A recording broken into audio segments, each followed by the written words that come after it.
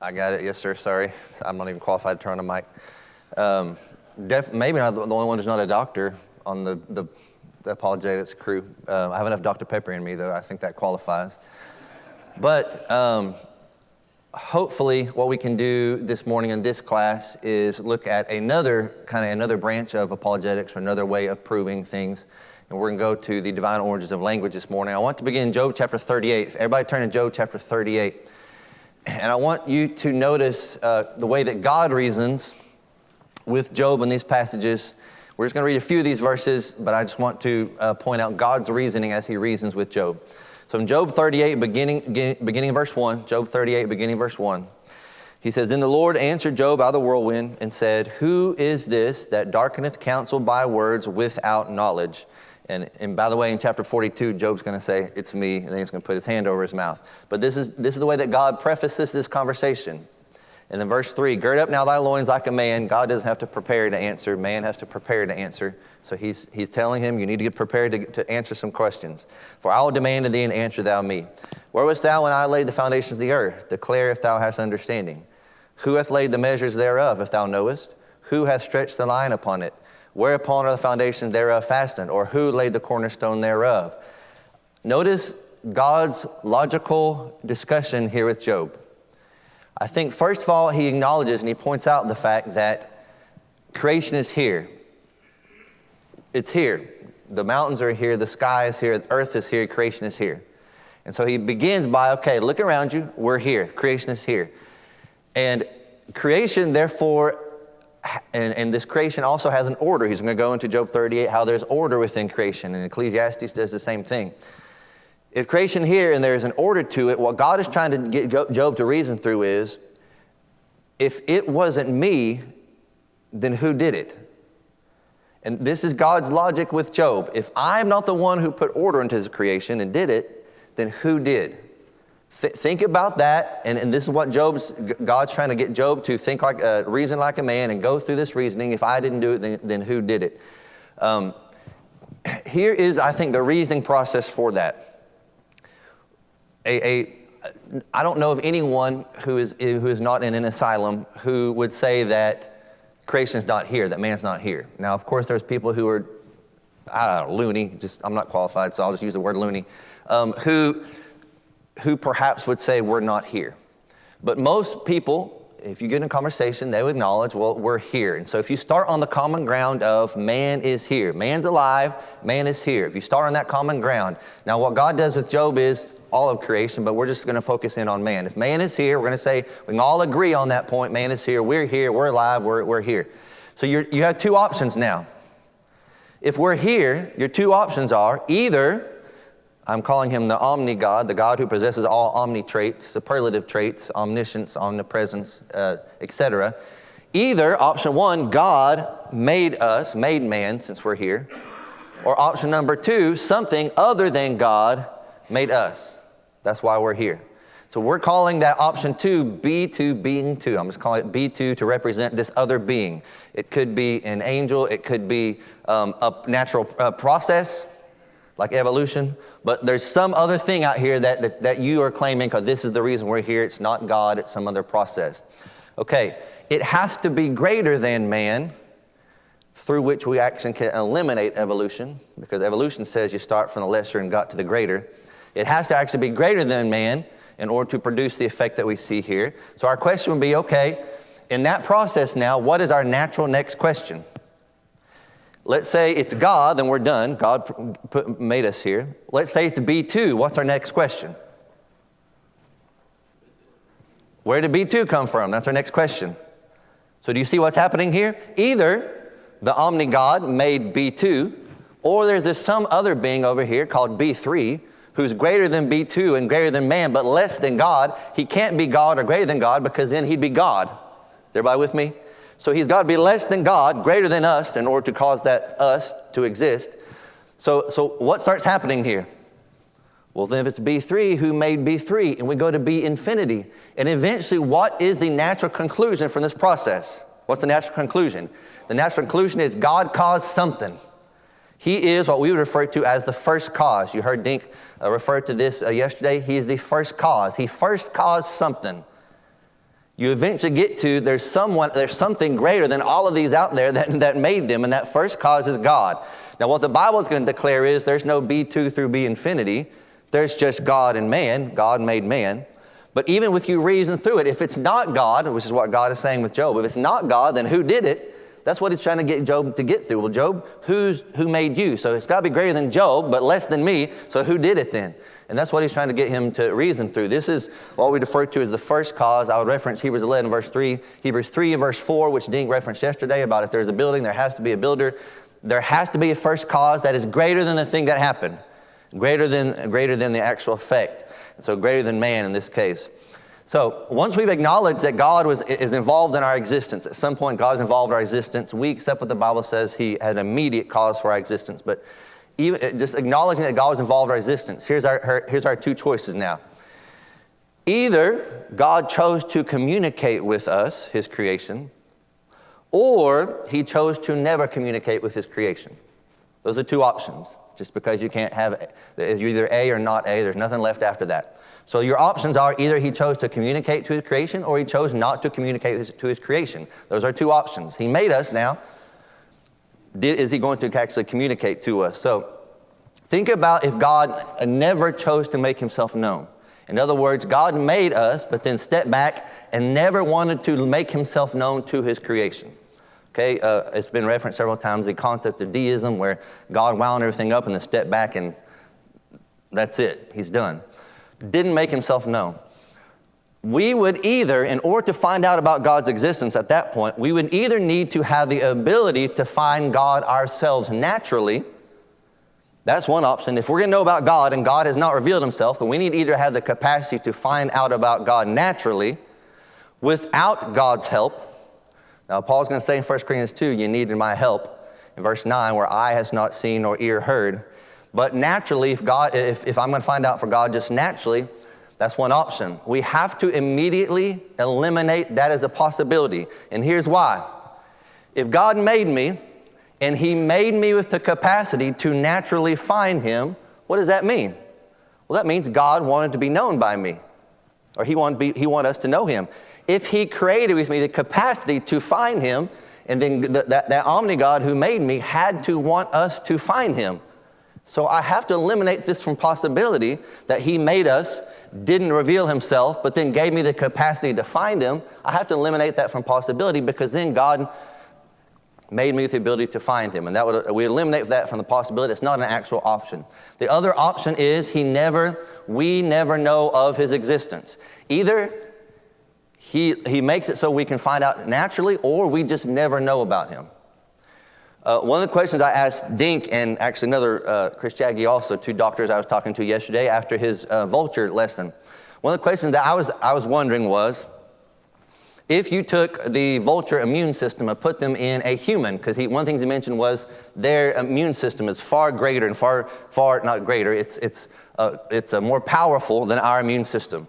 So my question was, if you put a vulture immune system into a human, would it harm the human, or would it just be excessive? That was the question I asked. Is it just too much? We don't need it.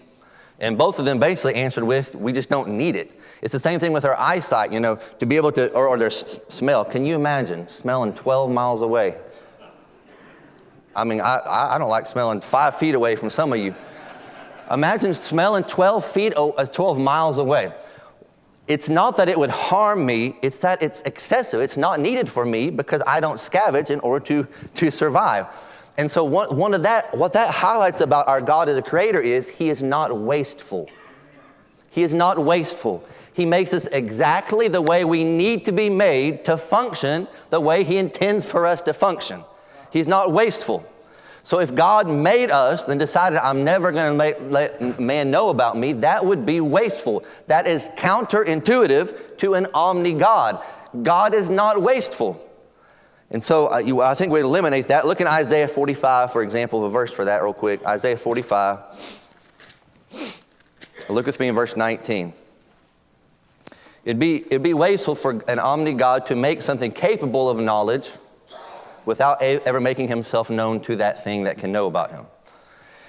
In Isaiah 45, verse 19, Isaiah 45, verse 19, He says, I have not spoken in secret in a dark place of the earth. I said not unto the seed of Jacob, seek me in vain. He says, I, the Lord, speak righteousness. I declare things that are right. So notice what God said he did not say. He never said to the seed of Jacob, look for me, but you're never going to find me.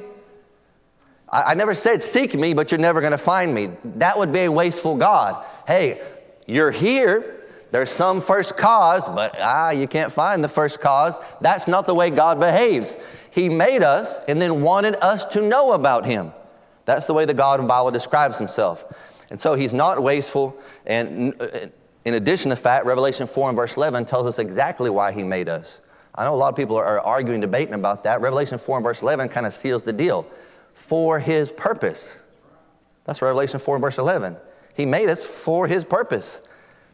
Now you can argue, you can keep on arguing after that, but what we say is what the Bible says. God, for his purpose, made us. And so we don't have to argue about why we're here. We're here for God's purpose. That's what Revelation 4 and verse 11 says. So that being the case, we will now proceed on the fact, the truth that we know from divine inspiration, but the fact, the truth that God made us and he chose to make himself known to us.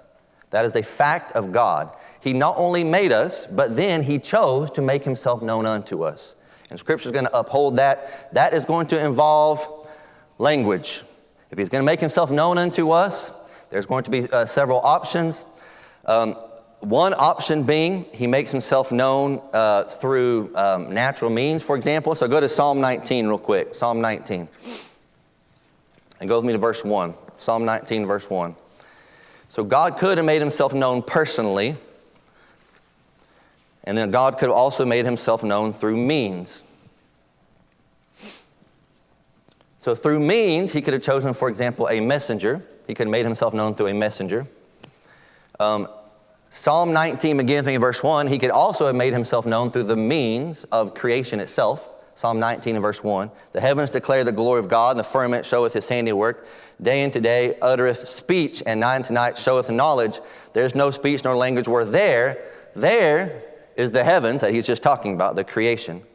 So when I know what the antecedent of that pronoun is, I can go back and understand the heavens, the earth are the voice that he's talking about here. So it's personifying the heavens and the earth. He says there's not a language wherein their speech, the heavens, the earth, does not communicate to us. So God can reveal his existence to us through something outside of language. For example, the language of us studying creation. We talked about that in Romans chapter 1. That's one means through which he would do it. But on top of that, what you can't do is walk up to a tree and say, hey, did the Savior die on you? The tree's just going to stand there blowing in the wind. It's not going to communicate divine revelation that we need to be saved. It can communicate his existence. It can communicate, based on Job chapter 38, the fact that God made it. But it can't communicate how to be saved, for example. So we need further divine revelation in order for that to be communicated. That further divine revelation through which anyone who's in this room is saved, you were saved through divine revelation in language. That's how God had to communicate his salvation, was in language. That's the method through which he used. So that's what we're looking at this morning. I wanted to kind of walk through that process to arrive at why we want to spend time on this, because we want to spend time on this because God used language to communicate himself and salvation unto us to be understood.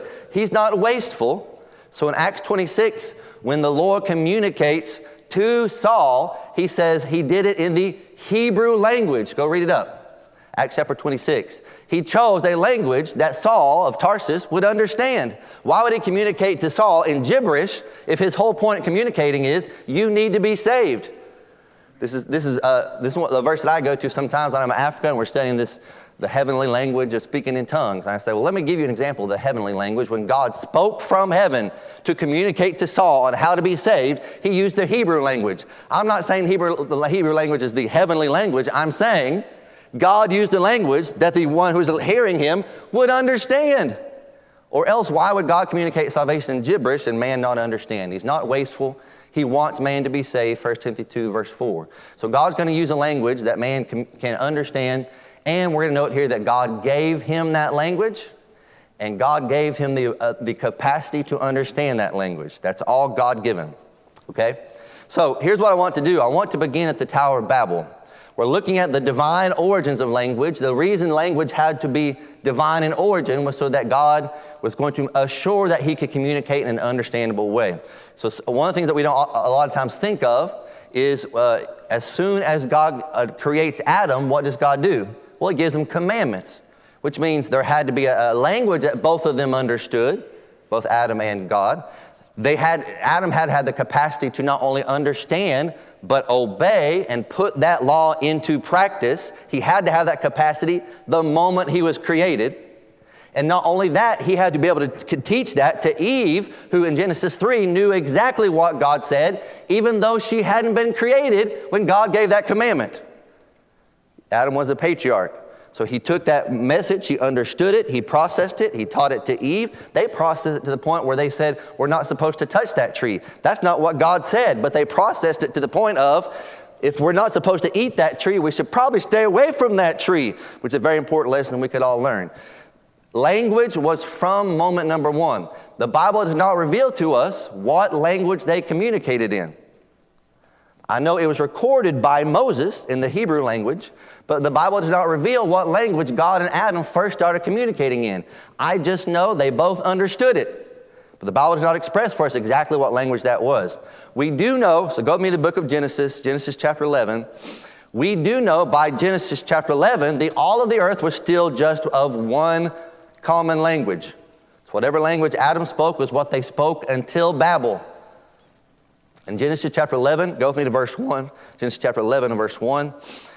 The whole earth was of one language and of one speech. So whatever language that was prior to the confusion or the spreading of those languages, it was that same language that Adam had been communicating with God since creation. They were of one language, Genesis 11. Go with me to verse 7. So we know what happens here. They try to build this tower that reaches heaven.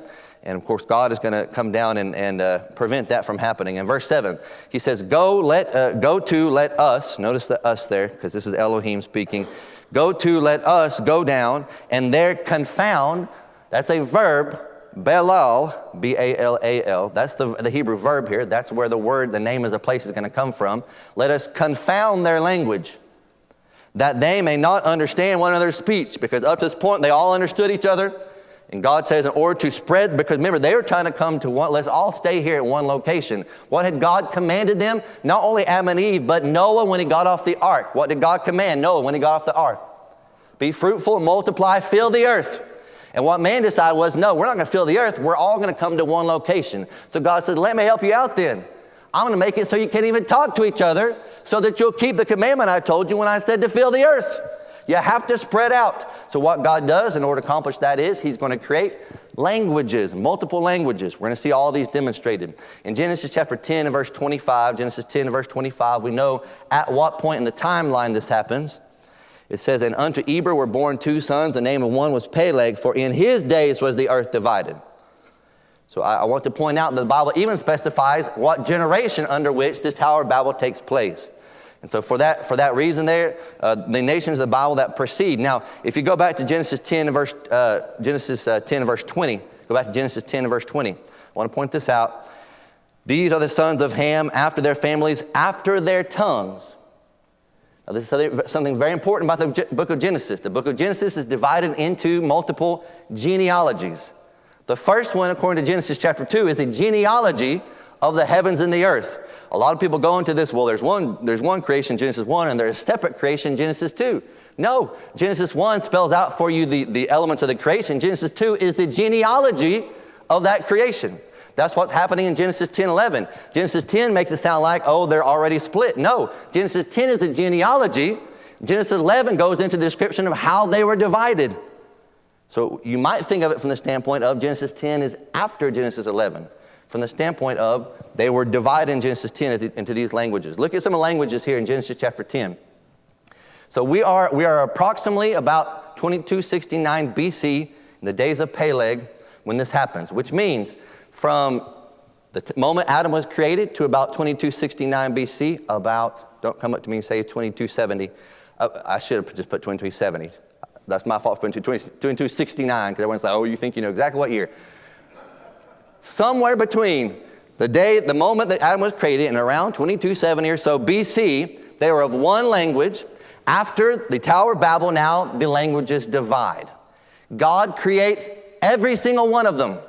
God creates every single one of them for the purpose of dividing them, for splitting them, but God creates those languages. So during that first period of about 2,200 years, they have one language. After that, about 2,000 years or so, a little bit less than 2,000 years. After that, we're going to see multiple languages, and that's what Genesis chapter 10 is going to go into. So Genesis 10 is going to be the genealogy of the three sons of Noah, Shem, Ham, and Japheth. And what he follows in Genesis 10, because there's the genealogy of Genesis 2, the genealogy of Genesis 5, which is Adam's genealogy, and then now the genealogy of Genesis 10, which is the genealogy of the three sons of Noah. Each of these sons are going to have themselves sons, and each of these sons are going to produce a nation, or they're going to grow into a nation. So you have examples here. So I've given a few examples. I've given, for example, Elam. So in Genesis chapter 10, if you'll go to verse 22, Genesis 10, verse 22, we're looking at Shem's descendants first. In Genesis 10, verse 22, the children of Shem were Elam and Asher and Arphaxad and Lud and Aram. So he goes into the sons of Shem, those who would be descendants of Shem. And I do want to point out here, that's from whom Jesus is going to come. This is the genealogy that's the most important in the Bible, because Jesus is eventually going to come from this descendancy. Elam, for example, was a son of Shem. And I have there that the Elam is going to be to the east of Babylon. The Elamites, the capital city of it being Susa, in Ezra chapter 4, Daniel chapter 2. So we have the Elamites there. They're descendants from Shem. We have Asher. Asher is going to be later translated Assyria. So Asher, and I have the Hebrew word up there, is from where Assyria is going to come. So the language that was going to be an Assyrian language initially was going to come from the descendants of Asher. All the verses are, by the way, in your notes. We're going to go through these quickly. Aram. Aram, as you see there, is one of the sons, in verse 22, one of the sons of Shem. Aram and his descendants are going to come to speak what language? Aramaic. That's where we get the Aramaic language from the descendants of Aram. It's translated Syria in other places, Judges and 2 Samuel.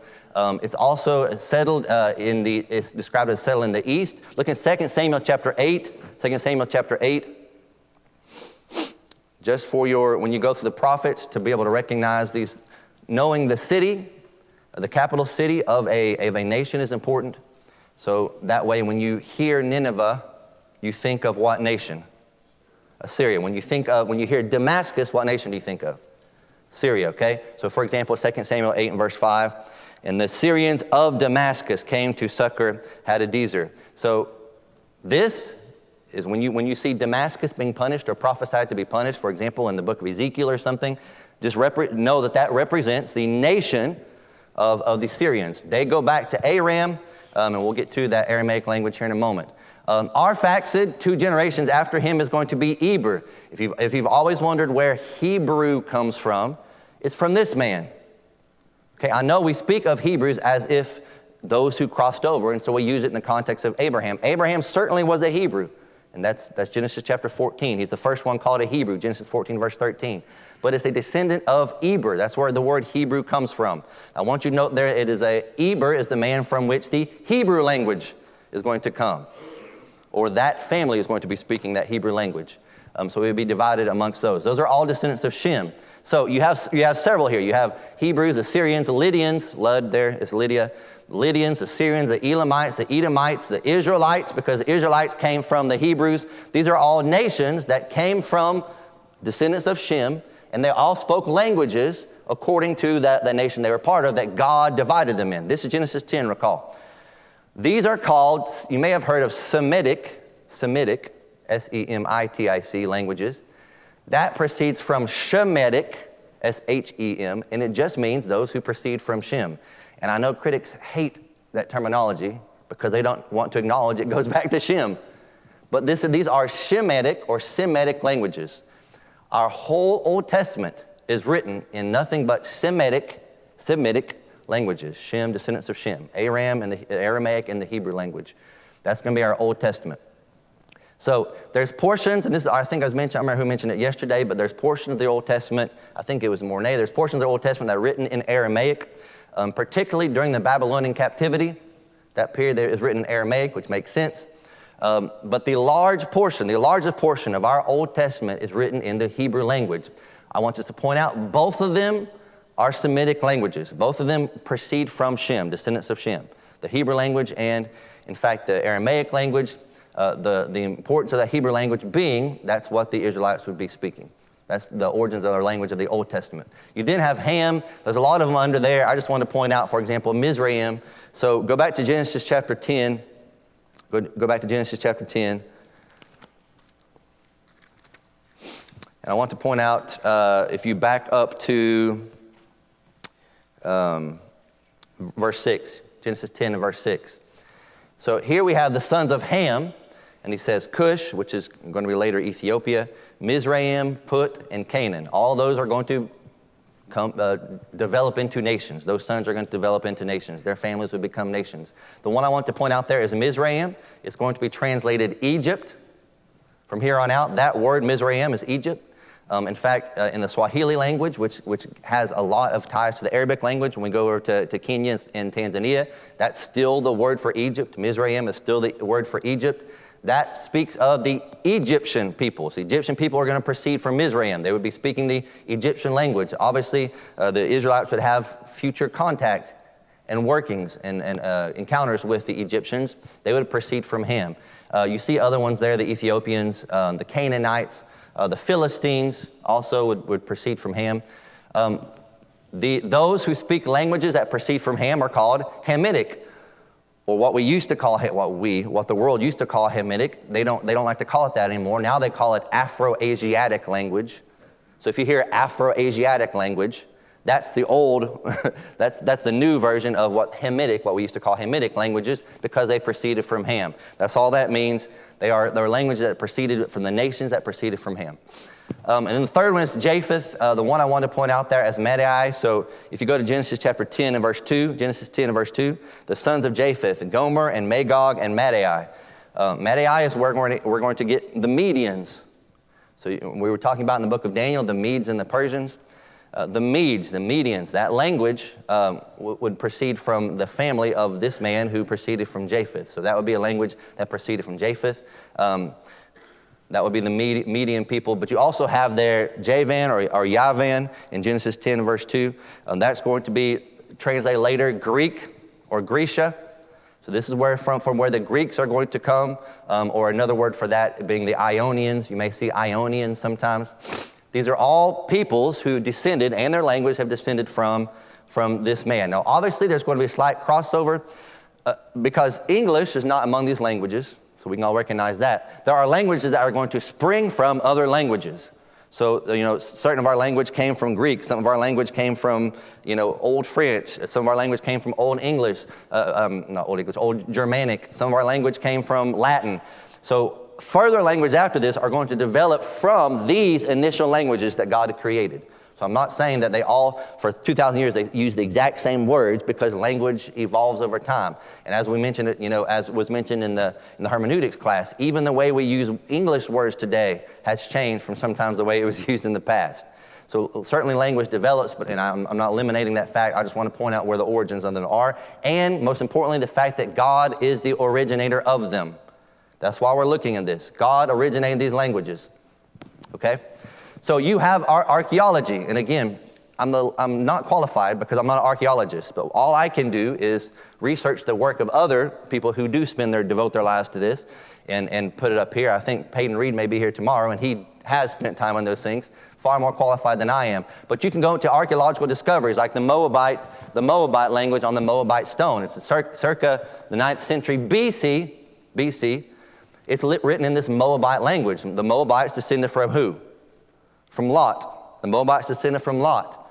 So you can go back to where Lot came from, and you'll know where in fact that language proceeded from. You also have this Egyptian language. This is around 2000 BC. You can go find this actually. I can't remember if this one's in the British Museum or not. But you have the Duaketi, circa 2000 BC. It's in the Egyptian language.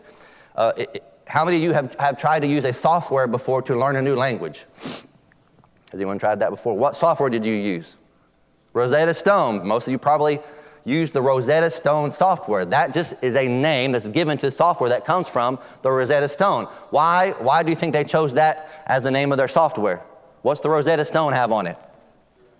multiple languages. So they're able to come into this language and compare to, oh, this word over here means this word in this other language. And so you have multiple languages on it. It was a very, very important archaeological discovery, the Rosetta Stone is, because it helped them interpret multiple language, us go back and interpret multiple languages that were written down. All these things are important. I just want to point out we have had discoveries of these different languages dating as far back as 2000 BC. It's a very important discovery there. Okay, here's the purpose of this class being in this category. You're asking, well, why does this belong in a category of apologetics? Here's what I want us to all understand. Hopefully this is understandable as far as how it's being presented here. Let me see how much time I got. Okay. I want you to understand, I want you to hear me very clearly. This is not the actual timeline of humanity. Okay? Does everybody hear me? This is not the actual timeline of humanity. Everybody on the video, see my face saying, this is not the actual timeline of humanity. Okay? What this is an evolutionary, and I know that this changes constantly. So don't come to me and say it's 200,000 and not 300,000. Look, I'm not an evolutionist. I have to lean on them to give me what ideas they have currently. This is the one that I found was the most current timeline that evolutionists have for humanity. Okay? And again, this changes constantly. Don't take it up with me, take it up with evolutionists. There's the pre-human world. Okay? Again, doesn't exist except for 5 days of it. 3 million years, you have the first hominid evolves. And there is a picture of a hominid. He doesn't exist either, but that's an artistic representation of what they believed hominids looked like. Okay? 3 million years ago. That changes and it constantly is in flux. Don't come up to me and say it's 4.6 billion or whatever. I don't know. Ask the evolutionists. This is what they put. Okay, but then 300,000 years ago, the first Homo sapien evolves. This is one thing that we make sure that we understand so we don't misrepresent. You know, I don't care about their feelings, but I don't want to misrepresent. And so when we talk about how old they say humans are, they actually are saying Homo sapiens are around 300,000 years old. And so now we can welcome them into fellowship, right? Okay, so the first Homo sapien, 3,000 years ago, and there's the process, in case you didn't know what it looked like. That's how they became a human. They eventually dropped their spear. Okay, 300,000 years ago was the first Homo sapien, okay? Now, this is an evolutionary timeline. 5,500 years ago, this is according to them, not according to me, is the oldest uncovered language that evolutionists have uncovered was 5,500 years ago. This is not me, so don't fight me over it. I love this kind of stuff. I love them being in a quandary that they put themselves in. Well, all we're saying is, so now, what is our initial question? You have a Homo sapien evolving 300,000 years ago. The first language that they have found is not for 5,500 years ago. What's our question then? What happened for the other 295,000 years prior to that? They were just, for another 290-something years before they could finally speak a known language. Is everybody with me? That's the quandary that they are in, not us. The Bible tells us what happened. That's the situation they are in. They don't know how to explain the fact that for 200-something thousand years, a full Homo sapien could not speak to another one. They couldn't figure it out. Listen, babies learn how to speak faster than that. I mean, my less than 1-year-old tells me more. Now, they told me more in different, I think it was Hattie that just claps at us. And like, we got to get rid of her of that one. I don't want her walking around clapping at you when she wants something. But they can communicate at a very young age. Their problem is they couldn't communicate for 290-something thousand years. Do you see the problem that they are in? This is what the problem language presents for them. Now, again, I can only lean on their own words, which is what we're going to do here. I want you to listen very carefully. Now, I'm going to turn. Hopefully this didn't mess things too much up, Ryan, but I want to turn. I want to read this for you. This is out of the Oxford Handbook of Language Evolution. A main challenge in this research is a lack of empirical data. Now, they've already acknowledged something very, very important. What does empirical data mean? 5 senses is what that means. Did I just switch it? 5 senses is what that means. Through their 5 senses, information you can learn from your 5 senses, the data is lacking. You don't say. There are no archaeological traces of early human language. This is the Oxford Handbook. This is not a Church of Christ lectureship book. I'm not putting those down. I'm just saying, I'm not going to a source outside of their own source to prove what they are saying. He says, computational biological modeling and clinical research with, does everybody see that? Artificial languages. What does that mean? Made up language. What have they had to do? Make up languages to try to test things out. They have made artificial languages have been employed by who? By evolutionists, not by Christians. We're not going around, Pentecostals are. They're employing made up languages. But true Christians are not employing made up languages, artificial languages. That's what evolutionists and Pentecostals are doing. Christians are not doing that. It says artificial languages have been employed to fill in gaps of knowledge. So when they have a gap in knowledge, what did they just acknowledge they have to do? Make something up. When they have a gap of knowledge, they have to make something up. That's what they've just acknowledged, not me. I didn't write this. Believe me, I don't have the time. So, although biology is understood to shape the brain, which processes languages, there's no clear link between biology and specific human language structures. Now, what that acknowledges, you can give them 290,000 years, or you can give them 3 million years, and biology cannot result in human language. Does everybody understand what he's saying here, what they are saying here? There's more than one that's written. We're not done with the quotes. They're saying there's no link between biology and specific human language. There's no link there. And so naturally, the Christian is going to say, first of all, duh, but then the Christian is going to say, okay, well then where did it come from? We're back at the beginning again. The language structures are linguistic universals. For a lack of breakthrough in the field, there have been numerous debates about what kind of natural phenomenon language might be. What do they call language, though? A natural phenomenon. So they say we can't explain it. When we have a lack of knowledge, we make stuff up. We know there's no link between biology. But here's one thing we definitely know. We definitely know it was natural. It may be a phenomena, it may be magic, it may be mystical, but it's only natural. Do you see the problem with that mentality? They have to, at the end of the day, because they've eliminated God from possibility, the supernatural from possibility, they have to fall back on, all I know for sure is, before I go to sleep tonight, I have to acknowledge it has to be natural. Go to the book of Jude with me real quick. And then we'll go back to these quotes, I think. Yes. The book of Jude, and I want you to go with me to Jude in verse 10. Jude in verse 10. Now, Jude, the context, as Brother Waycaster mentioned this morning, is false teachers that were already there. In Jude in verse 10, it says, but these speak evil of those things which they know not, but what they know naturally. Does everybody see that word? The Greek word, physikos, physically, naturally.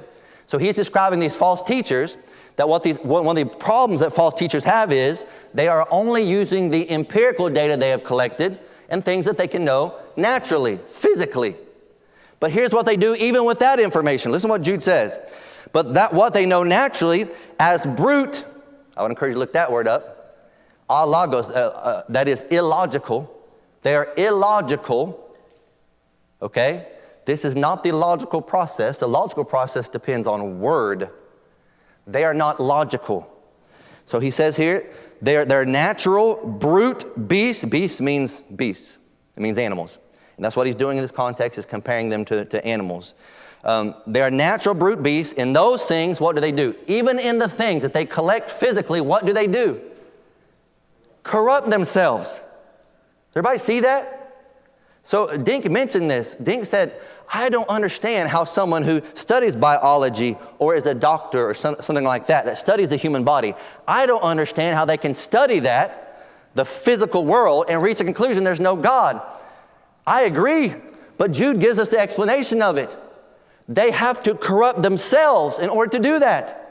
Because what they can do is show up the next day to their college and say, hey guys, I was thinking about the results from our study yesterday, and they can't be explained through natural means. You can't do that, because you'll get fired, lose all your money, and lose your job and lose your community.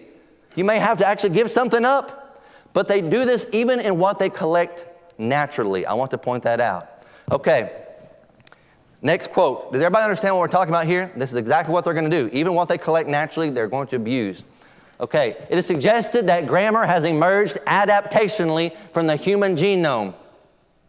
Now this is the Oxford Handbook, the same book that said there's no connection to biology, said it evolved from the human genome. Bringing about a language instinct, an instinct towards language. Or that it depends on a single mutation which has caused a language organ to appear in the human brain. Like if I were writing a book, I couldn't come up with this, and so I'm glad they came up with it because I wouldn't have thought of it. But what they're saying is it was this mutation, and it all of a sudden appeared in the human brain. Which human? I don't know. Somewhere in that 290-something thousand years, eventually a human, all of a sudden, this genome popped into his brain. And can you imagine that poor soul who had the first genome pop into the mutation that popped in his brain, and he's the only one who can communicate, and no one around him can. He's going around saying, guys, can you pass me that dish? And they're going, and he's like, oh, I'm so frustrated. I'm the only one who has this mutation. Okay, this is hypothesized to result in a crystalline grammatical structure underlying all human languages. Now, I'm not a scientist, so you can ask a scientist if genomes are something that can be viewed. Because if they are, you should be able to view this crystalline genome. Again, I may be sounding like nonsense to you doctors, so correct me if I am. Others suggest language is not crystallized, but fluid and ever-changing. Others yet liken language to living organisms. Isn't that interesting? So it's almost like there's life in language. I wonder who put life in language. Languages are considered analogous to a parasite. Now remember, evolution teaches that survival of the fittest, right? Isn't that what we learned when you were younger? The most fit characteristics are the ones that are going to survive, while the least fit we're going to get rid of them. So what's happening with the language is we have evolved a parasite. We've evolved a parasite hundreds and hundreds of thousands of years later. And that parasite has become very, very fit for us as humans, and trees have not evolved it yet. Others yet liken languages to living organisms. Languages are considered analogous to a parasite or populations of mind viruses. We're starting to move into matrix here. And by the way, when I was in college at Texas A&M, I went up to my philosophy teacher, and I was only awake during the first 2 units because it was about evolution. I fell asleep the rest of the class, which I regret now because now that I have 4 children with a 5th on the way, I would have probably enjoyed some of those children lessons. However, I'm sure it would have been evolutionary. I went up to my philosophy professor at Texas A&M. I went into his office and I said, I have a question for you. Now, this same professor had presented homosexuality as a genetic evolution, that we are born homosexual. And the evidence he used was 2 giraffes with their necks wrapped around each other. I wish I had not been so poor, because I could have kept that textbook and I could have showed it to you today. But just trust me, I'm not going to hell for anybody, so I'm not lying to you. The picture in the textbook was 2 giraffes, bull giraffes, with their necks wrapped around each other. They say, look, homosexuality is ingrained within biology. Now, the mistake with them was I happened to have gone to Africa 2 times at that point already and been on 2 safaris. And I know that when 2 male giraffes have their necks wrapped around each other, they're beating each other to death for a woman. Go watch it. They have those horns and they're literally just beating each other to death over a woman. They tried to push that in my psychology class, but I went into this man and I said, okay, let's say evolution is true. Is there a next step? Because we're not done evolving, I'm assuming. No, we're not done. And he said to me, and I quote, I'm not going to hell for any of you, have you seen X-Men? That was my philosophy professor at Texas A&M 25 years ago. Have you seen X-Men? And I was waiting for the punchline. I was like, yeah, I have. I was laughing. And then I slowly stopped laughing. He's serious. He thinks that the next step for us is X-Men. I can shoot lasers out of my eyes and everything else that's the next step. There's so far little scientific evidence for any of these claims. Some of them have been labeled as pseudoscience. That's what I label it. I would agree with those people. We're not done yet. A few more minutes. In the last 40 years, there's been an explosion of research on this problem, as well as a sense that considerable progress has been made. A sense of it, even though it hasn't been. We're getting the sense that we're making progress here. We argue instead that the richness of ideas is accompanied by a poverty of evidence. We got all these artificial ideas. We're impoverished by evidence to support our artificial ideas, with essentially no explanation of how and why our linguistic computations and representations evolved. We show that to date, studies of non-human animals provide virtually no relevant parallels. We can't study animals to find them out. I remember when I was in college with Chris Jaggy, they were studying sharks at the time to help with cancer research because sharks are immune to cancer. So sometimes you study animals to determine things for humans. We can't study animals to find out about language. The fossil and archaeological evidence does not inform our understanding until they make something up, like they commonly do. And then our understanding of the genetics of language is so impoverished that there's little hope of connecting genes to the linguistic process anytime soon, which is perfect for you because you'll be dead by the time we can come back and say, we're still waiting for that evidence. All modeling attempts have made unfounded assumptions and have provided no, again, you're about to see the site for this. It's not a preacher of the gospel. These are evolutionists. All modeling attempts have made unfounded assumptions and have provided no empirical tests, thus leaving any insight into language origins unverifiable. No joke. Based on the current state of evidence, we submit that the most fundamental questions about origins and of evolution of our linguistic capacity remains as mysterious as ever. Not one person did this. A whole board of people got together and decided on this one. Zero? Does that say zero? Of course it does. Okay, this is my point. If you take the Bible out of the situation, you have to look ridiculous. I'm not trying to embarrass, I want to embarrass the doctrine. I'm not trying to embarrass people. But when you fall for that doctrine, it should be embarrassing to you. And if you had just stuck with divine revelation, you wouldn't have been so embarrassed. This is an evidence for the existence of God being the divine origin of language. I think we're out of time. Thank you.